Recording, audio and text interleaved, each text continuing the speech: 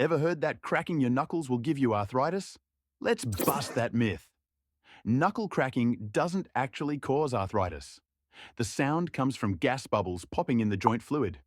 It's not damaging the bones or joints themselves.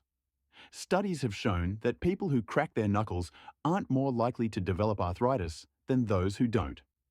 So, what does cause arthritis? Things like age, genetics, and joint injuries. So, next time someone tells you to stop cracking your knuckles, you can say, myth busted.